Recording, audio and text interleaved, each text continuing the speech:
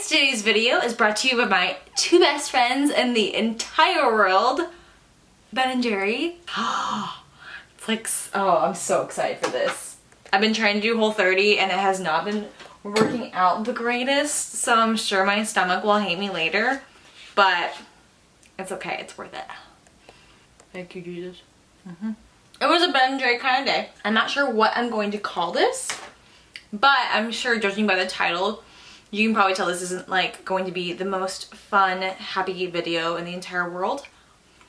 So good. And I apologize, I don't look done up. This is my hair naturally how it looks. I didn't even put context in this morning. This is just like me, all natural, except I did do my brows, that's about it. But other than that, this is just how I look naturally. So forgive that I'm not all done up. This week was just really rough on so many different levels, and I'm having a really hard time right now making like content or making my fun, positive content that I usually make, just because of all this ish that has been going on this past week. Right now, today is Thursday, October 5th. Starting off on Monday, obviously when I woke up, I'm sure all of you did this as well. We heard the news about the Las Vegas shooting and how it was now the largest mass shooting in our nation's recent history. In general, I think we are so desensitized at this point. Stuff like that happens, and I think to the average person, it's really sad, but it doesn't really affect you like it should. It doesn't make your heart hurt like it should, because we're so used to seeing that. Or you hear about like, it's just another shooting. It's just, I mean, this one's such a huge scale and that's what makes it relevant, but it's just like another shooting. And I think normally I probably would be like that, be like, oh, that's really, really sad, but it wouldn't like move me. But after 3 years ago having a relative murdered, I think it really hurts, because I can understand what that pain is like. When someone just takes someone you love in such a horrific way, and it just sucks because there's nothing you could do, and I just feel so bad for those families, because maybe give it a month or two and people are going to move on, but they're not going to move on. So anyways, I was really upset about that Monday morning, and then a couple hours in my shift I found out that my coworker that I've been working with for the past year, she recently retired 4 months ago, and apparently over the weekend she had passed away from a sudden cardiac arrest. So let's just say Monday just absolutely sucked. I mean, first of all, to think about all those families who lost their loved ones in such a horrific way, and then a couple hours later to find out that my coworker, just to find out that she had passed away, it's really hard.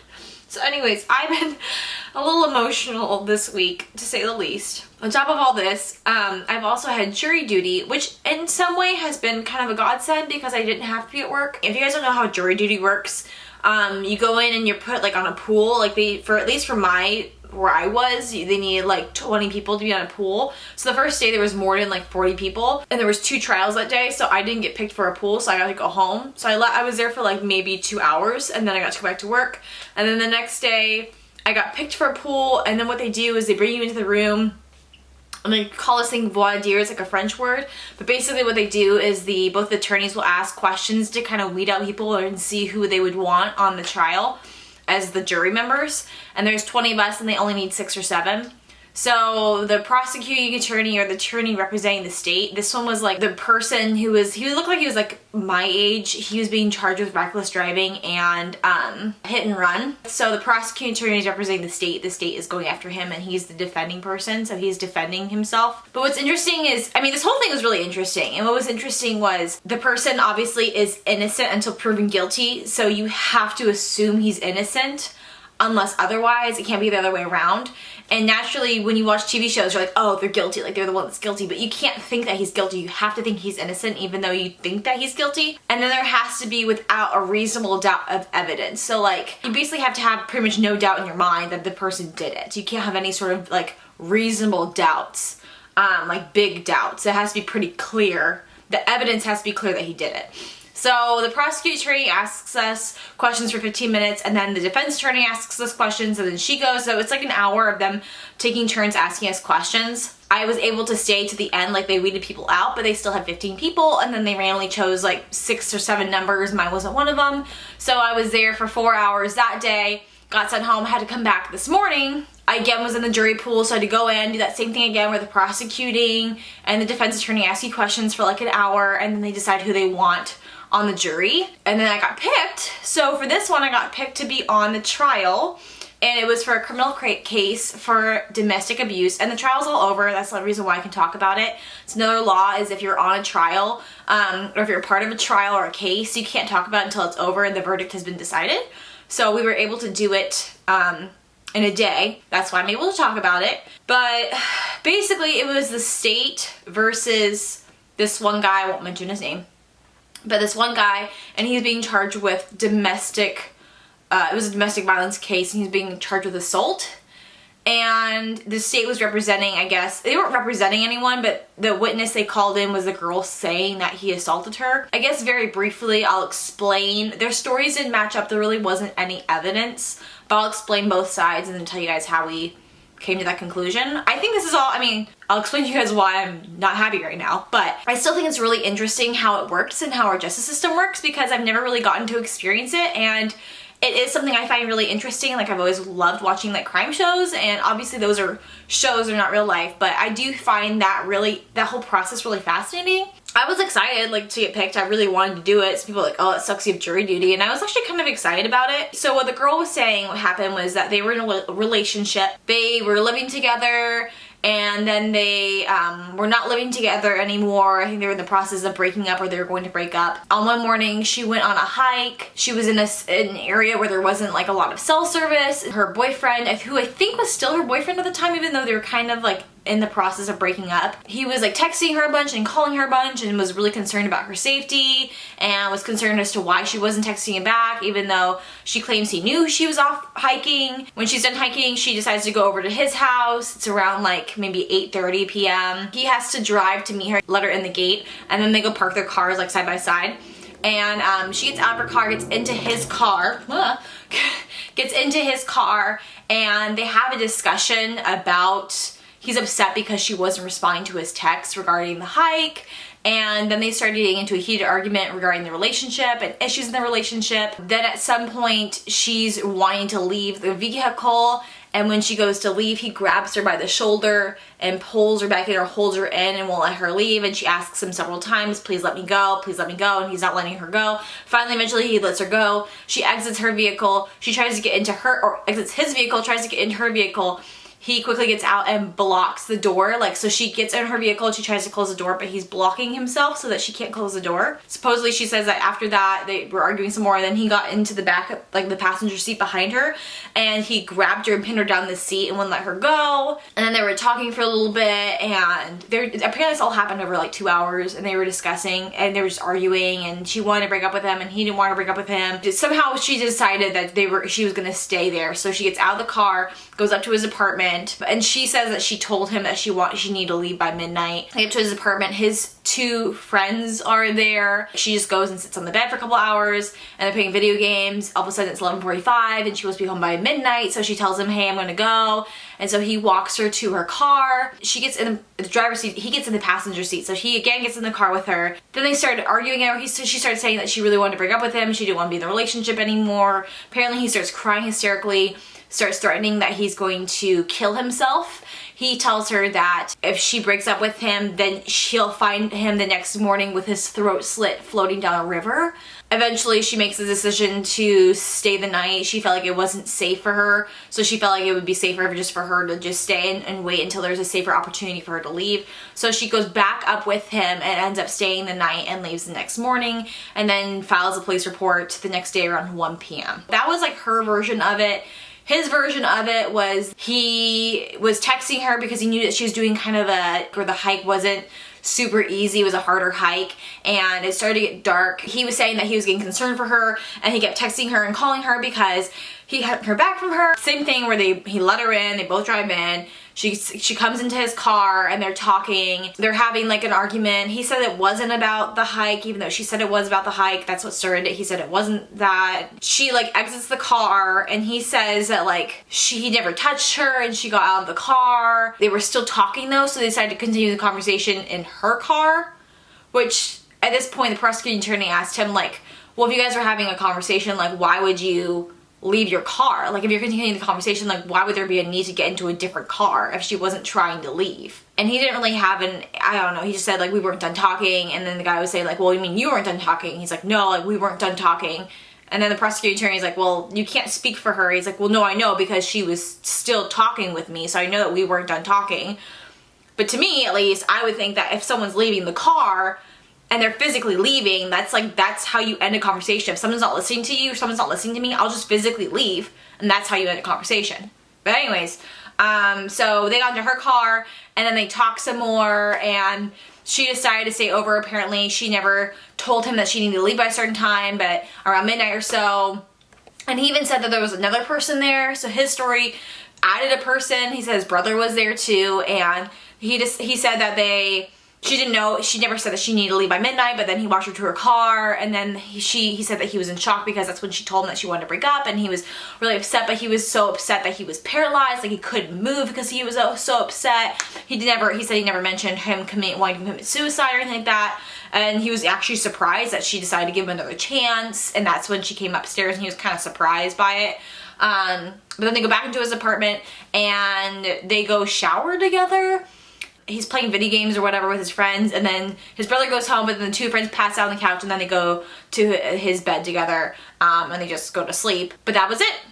That was it. So I was on the jury, and that was the case. And again, you don't need physical evidence for assault, but like there wouldn't necessarily have been any bruise marks, but they were saying like there's no bruise marks, there's nothing, but there's literally nothing. There's no one else saying that this happened. It's just the two of them. There's no other witnesses. Like there's a cop that she reported the incident to, and he was the third witness, but there wasn't like, the friends didn't testify, her mom didn't testify, they didn't have any other witnesses. So that was pretty much it. Two things about like our legal system is it's innocent until proven guilty. You have to have enough evidence to convict someone that's beyond a reasonable doubt. So we go back and we deliberate. First thing, the older guy next to me is just basically saying that he believes the guy.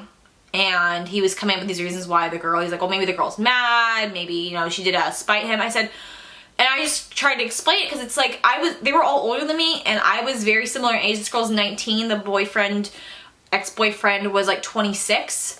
Everything she did made sense to me. It made sense that she would have stayed, because even the guy saying like, why would you stay if you felt unsafe? I'm like, it's obvious he wasn't gonna let her leave. Like there's several instances in which he kept getting in the car with her. He got in the car with her the second time when she moved to her car, he got in the car and wouldn't let her leave then. I mean, he admits to it, even though they both disagreed on where he sat in the car. Like he admits that he got in the car. And he said that when she asked him to leave, he actually got out, but she said that she asked him several times to leave and he didn't. The second or the third time where he walks her down at like midnight, he gets in the car with her, and they both agree that he gets in the ar with her. So obviously he's not like letting her leave. He keeps getting in the car. She can't just drive off with him. Like he's still with her. He's not leaving. I don't blame her for feeling it was unsafe to leave, especially if he just grabbed her, which he's claiming he did and she's claiming he did. There's not really any evidence. The only evidence is her word against his. This guy was like saying like, maybe she's mad at him. I was like, that makes absolutely no sense, because this whole thing happened a year ago. They're no longer dating. What's in it for her? There's nothing in it for her. He has everything to prove because he's trying to prove his innocence. Like he has a motive for lying because he doesn't want to get, have this on his record. But like, what's in it for her? She's moved on. It's obviously both moved on. I don't know. It just didn't make sense to me. Like she had so many opportunities to like end the case. If they both moved on, like what is the point of her still holding on to this? Like she just didn't really have a motive for doing this. Because he was even saying like, well, she's mad. Like how could she be mad? Explain to me in what part of either story she was mad. Like she was never mad. There's no reason for her to fake this. There really wasn't. I saw him being controlling, and the fact that he wanted to know where she was, and he was upset that she wasn't texting back when he texted her. I could see that he was controlling by getting in the car. I could see he was controlling by saying we weren't done talking, and controlling the fact that they weren't done talking, and he's deciding that they weren't done talking. I mean, everything, it just seems like he was a controlling person, and oh my gosh, I completely believe that he probably did, and we all agreed that he probably did, but there was not enough evidence to prove that he didn't do it, and so we had to end up saying that he wasn't guilty, and it just killed me. And then to walk past her and her mom, and she's crying, and I just felt so bad. Because I just felt like I let her down, but legally we have to say that he's not guilty, and it just, oh man, it just broke my heart. Where's the justice in that? And it just absolutely sucked, because like, I could see her with the attorney afterwards and him saying like, this doesn't mean he got away with it, and she's just sobbing, and it's like, don't tell me that this happened a year ago and they're both not dating. Like, you can't tell me that she's creating these tears when none of us are around. It's just like, no. It just broke my heart, because she thought that we did believe her, and it's just like, that wasn't true. Like, we tried for like, I want to say like half an hour or 45 minutes, we talked about it, and we tried to say, I mean, we all believed that, but we couldn't just go off of what we believed. Like, there were so many doubts. We couldn't just say, like, it was her word against his. We had really no evidence. There wasn't enough to convict him, and it just sucked. So they said that afterwards we could go talk to the attorneys. I left there and I didn't feel comfortable talking to the attorneys because I didn't want to talk to his attorney. I didn't want anything to do with him. He just creeped me out. I couldn't even look at him. I left, or got my car to leave, and it didn't feel right, because I felt like I felt like I left her to let her down. I mean, we really tried to think of all the ways we could try to figure out. I mean, we all said, like, we all know he's guilty, but we can't just go off of what we feel. Like, every single one of the jurors thought that. So I was like, you know what I could do is I could at least tell her attorney that's what we thought, so that she could know that we believed her. And so I went back, but I was able to talk to him, and he even said, like, thank you for coming back, because like, that's what she thought. She believed that no one believed her, and that he was just getting away with it. And so I was able to tell him, like, no, like, I came back because we all believed, we all know that he did it, but legally we can't prove that. And if there was more proof, like if there was text messages, or if there was something, like, we would have been able to, but there was nothing. And all this, I guess, what I wanted to share with you guys, or why I even want to share it at all, is just because, for me personally, I don't know anyone. I had to answer this in the jury anyways. I've never known anyone to be a victim of domestic violence. I've never experienced it. I've never experienced anyone being accused of it. I guess this just really opened my eyes to it, and as opposed to just like reading a newspaper article and reading about something, like I could understand like why she would be frustrated. I was frustrated for her because I felt like there was no justice, and it just sucked.